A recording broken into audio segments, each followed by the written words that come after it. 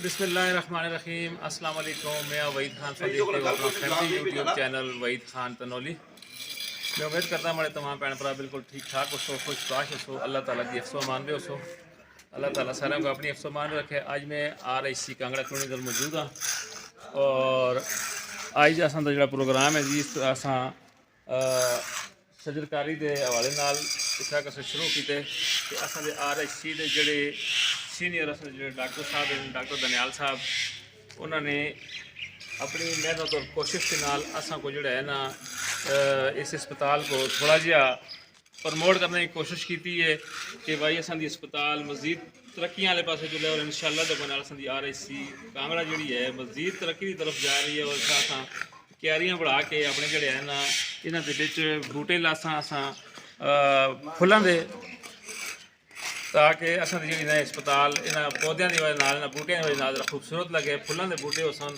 और RIC कांगड़ा जी जिस बेहतरीन अस्पताल मतलब है हाली जुलसी वो सारा क्रेडिट असा जोड़े इंचार्ज हैं जी डॉक्टर दनियाल साहब उन्होंने को जुलते।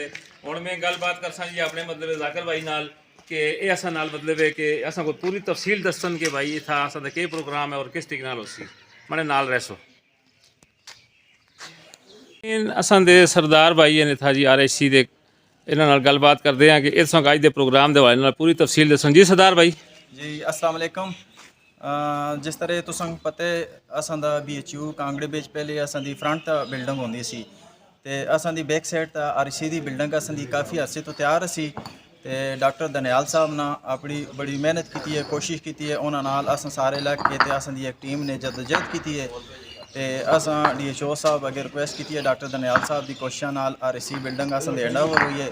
और अल्लाह के फजल करम नाल अज असी जो है ना अपनी क्यारियां शेरियां बनाने इतना फुल असा पहले इतना फुल शुल नहीं होर अस्पतालों में बड़ी मेहनत हुई थी, उन्होंने लोगों मेहनत की है। असी भी इंशाअल्लाह हूँ अगर बाहर का मौसम है तो असी आप क्यारियां बनाने तो इंशाअल्लाह जो नैक्सट वीडियो बढ़ासा तो तुम देखो उस फुल शुल लगे दे उसे तो हूँ असा RIC चल गई है। डॉक्टर दनियाल साहब की मेहनत है सारी, उन्होंने कोशिश है तो इस मॉर्निंग शिफ्ट भी है, इवनिंग भी है, डेंटल डॉक्टर भी असा को इंशाअल्लाह हर सहूलत कांगड़ा कॉलोनी भी मौजूद है। और इंशाअल्लाह असी कोशिश करसा इस तो बाद भी जिते इस आवे इस असी और भी इजाफा करा ताकि आवाम इस सहूलत मिले ताकि उन्होंने DHQ या ट्रामा सेंटर ना जुलना पवे। बहुत शुक्रिया। माशाल्लाह जी जज़ाकल्लाह बड़ी अच्छी तरीके से लोगों तफसीलन दसे। और असा हम गलबात करते हैं जाकिर भाई नाल। जाकिर भाई अस्सलाम वालेकुम। वालेकुम सलाम जी।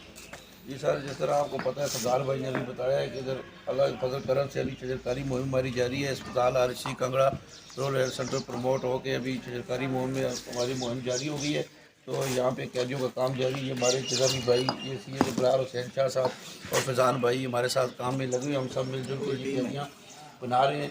इन कैदियों में मुख्तलिफ़ किस्म के फूल, गुलाब, चिराग, चीड़ वगैरह की तरह हम यहाँ पे लगाएंगे और अस्पताल की खूबसूरती और इसकी रौनक में चार चांद लगा जाएंगे। सबसे दुआ है कि अल्लाह पाक हमारे इस काम में खैर बरकत डाले और बहुत जल्द ही हमारा काम तकमील तक पहुँच जाए। शुक्रिया जी। मेहरबानी जी मेहरबानी जी जनाब। असा दे RIC के अंदर क्यारियां बन रही जी पौधे वास्ते। तुम देख सकते हो कि इन्होंने असा फुलों वाले बूटे लासा, गुलाब लासा। कजाफी भाई केड़े केड़े बूटे लग सन जी इस पे फुलों वाले? गुलाब के फूल लग सन और सूरजमुखी के अच्छा चमेली ठीक है जी। और पता नहीं की ना ने पर क्योंकि अजकल बूटियां दे ध्याड़े न और इत्था ये असां दी क्यारियां सुन देखो जी माशाल्लाह बन दियां पियां। और ठीक करा इसी लगा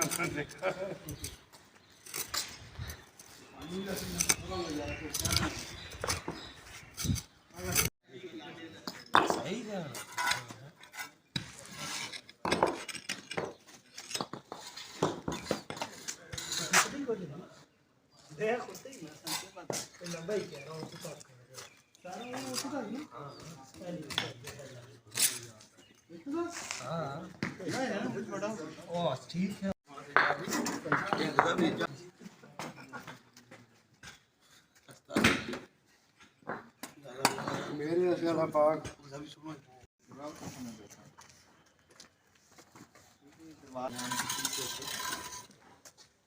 देख सकते हो जनाब RIC ਦੀਆਂ ਤਿਆਰੀਆਂ ਤਿਆਰ ਹੁੰਦੀਆਂ ਰਹੀਆਂ ਰਸਮ ਦੇ ਇੰਚਾਰਜ ਡਾਕਟਰ ਦਨਿਆਲ ਸਾਹਿਬ ਨੇ ਜਿਹੜੇ ਮਿਹਨਤ ਔਰ ਕੋਸ਼ਿਸ਼ ਕਰਦੇ ਨੇ ਪਏ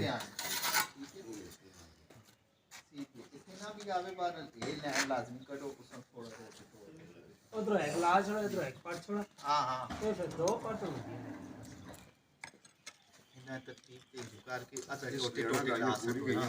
बराबरी करने जो के टोटे पे दे ने ना एज जो ट्रायल एंड आप होंदी इस पे टोटा लाग वैसी है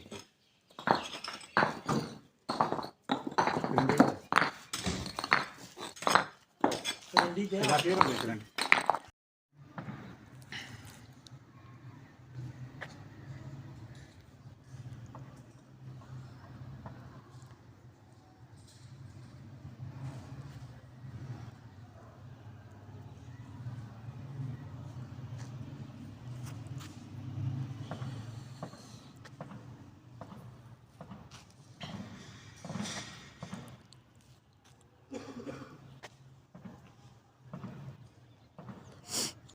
एक आदमी पीछे रह गया वो भी आन कर अपनी गल कर थोड़े अच्छा काफी 6 कर दे 4 बाई 4 नहीं 6 बाई 6 अंदरों कर कैंसल लेकर 6 का 6 का बढ़ावे ना 4 बना देखो ठीक है एक को 2 3 4 एक को 2 3 4 4 बाई 4 बेहतरीन से उन्होंने मांगा जिस खड़ा मार दो ना भी जाने ना 3 बाई 3 ਦੇ ਸਰ तो छोटे हैं ना जी 3 फुट आंदा है ना ये सच्ची मार दो ना ये तो सब खड़ा आंदा है तो बस ये तो छह सब का खड़ा करो, आंदा है पाँच का चलो फिर 5 6 का ठीक नहीं सर ये मना लग सी ना सब बुझ गया ओ यार इसके दरमियान में जी खड़ा नहीं मारना होता फिर ना ये गहरा लग सी ना 5 की जान में एवे ते त्रै भी ना अल्लाह खड़ा खड़ा हो खैर सर खड़ा इस बीच वो कुछ तो तरह फिर मिट्टी लाल भी भी करनी करनी आते न सी ना कुछ ये खबर 4 वाला 4 बाई 4 ਦਾ बेहतरीन काम ਸੀ 4 ਬਾਈ 4 ਸਹਿਜ बेहतरीन ਦੇ ਸੀ ਖੜਾ ਸੀ ना ਉਹਨਾਂ ਤੂੰ ਮਗਾ ਕੇ ਟਿੱਕੀ ਦਾ ਕਰ ਦੇ ਸੀ ਜਿਹੜੇ ਉਹਨਾਂ ਦੇ ਪੇਟ ਤੇ